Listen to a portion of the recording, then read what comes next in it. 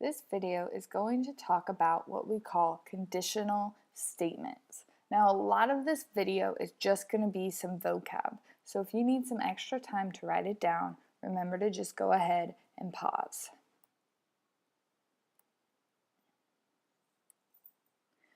Okay, here's some basic vocabulary to start with. We have a conditional statement. It is a statement that can be written in the form if P, then Q. Now, what are P and Q? P is going to be your hypothesis, while Q is your conclusion. Now, one of the things you should always know, sometimes the if can be in the middle. So you have to look for the if, and right after the if will always be your hypothesis.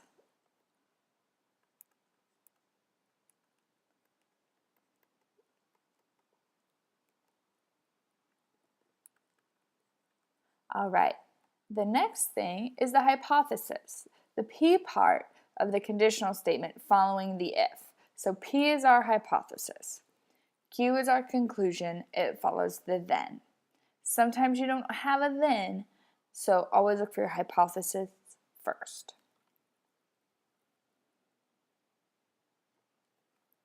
Let's try this out. Let's try to recognize the hypothesis versus the conclusion. So, if an animal is a dog, then it has 4 legs. So, with this one, let's highlight, let me find my cursor, there we go. Let's highlight the hypothesis in pink. Okay, the hypothesis is just an animal is a dog. You do not include the if as part of your hypothesis. Our conclusion then is it has 4 legs. Okay, so our hypothesis, if an animal is a dog, conclusion, it has 4 legs. So here's a trickier one. A number is an integer if it is a natural number. Now, notice this is not in the if-then statement. So, in this case, remember your hypothesis always follows the if. So, in this case, our hypothesis is it is a natural number. So then we have a number is an integer as our conclusion. Now, you can rewrite this as an if-then, knowing this. You could say, if it is a natural number,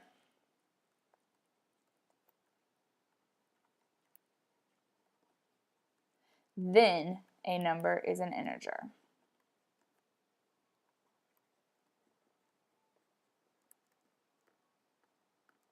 So we can have it in 2 different forms, and it's the same conditional statement.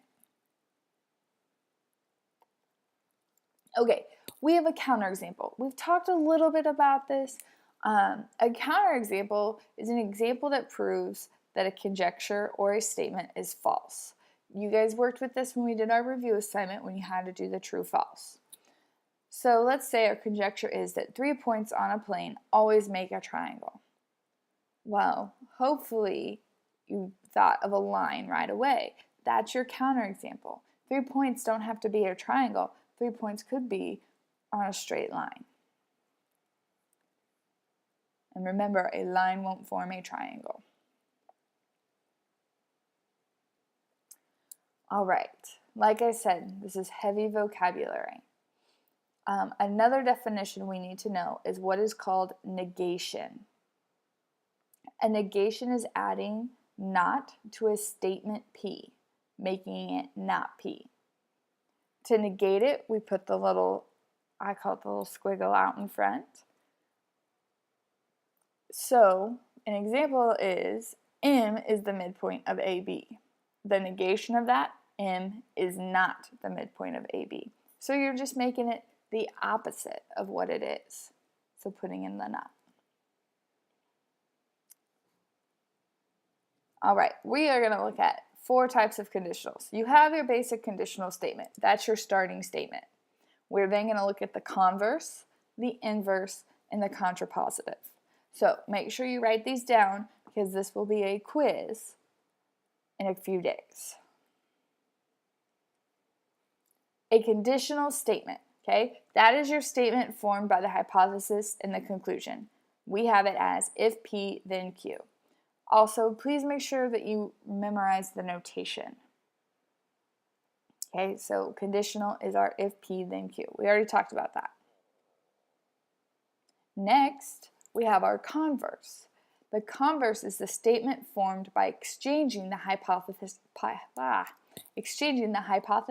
and the conclusion.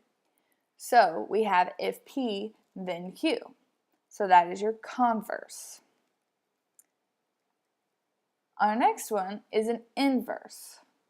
Okay, this is a statement formed by negating the hypothesis and the conclusion. So we would say if not P, then not Q. That is the inverse. And finally, the contrapositive.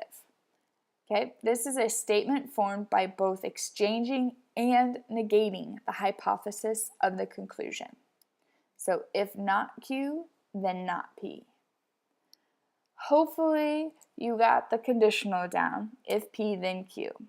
And our converse, we just switch P and Q. So if Q, then P. When we go to our other one then, when we go to the inverse, then we would say not P, then not Q. And contrapositive, if not Q, then not P. But hopefully if you can remember the conditional, the converse, and the inverse, you will be okay. So to close this video out, let's take a look at an example here. Here we have a conditional statement. If two angles are vertical angles, then they are congruent. So let's first highlight in pink what is our hypothesis. Our hypothesis is two angles are vertical angles. Oops. Now, in green, we will highlight our conclusion, which is they are congruent. Okay, so we've already got the conditional part done.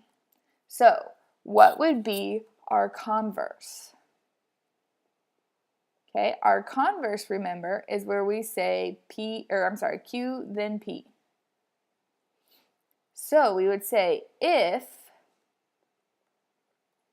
they are congruent,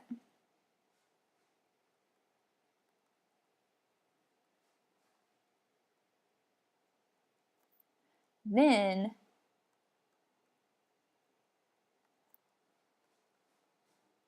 two angles are vertical angles.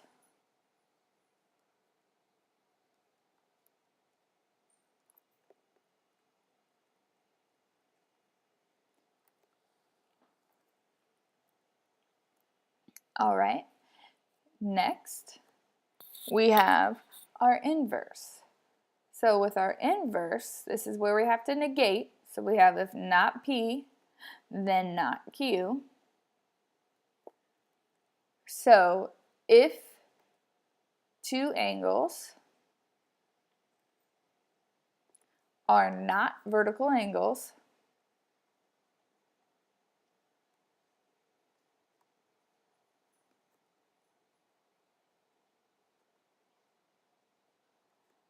then they are not congruent.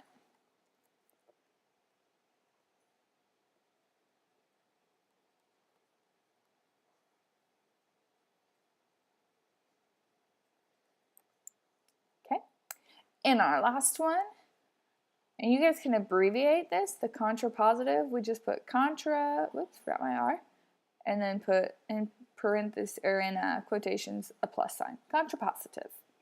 This is a not Q, then not P. Oops. If not Q, then not P. So we're just going to take our inverse and we're going to switch where we have the P and the Q. So if they are not congruent, oops, my pen is messing up. Oh, I think my pen might have died. So just know you're going to take the 2 in the top one, and we are going to want to say that if 2 angles are not congruent, they are not vertical angles. So if 2 angles are not congruent, the 2 angles are not vertical angles. Let's see if I can get this to work for that. Oh, we might be lucky.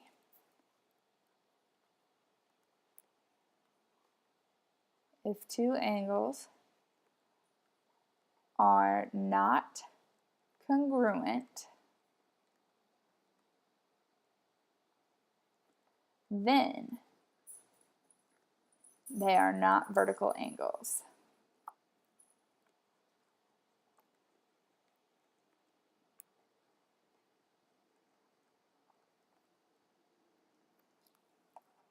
And it looks like it's died. But that is the end of the video. So I hope that you have some questions to bring, but I hope that you at least have this basic vocabulary down for our conditional statements.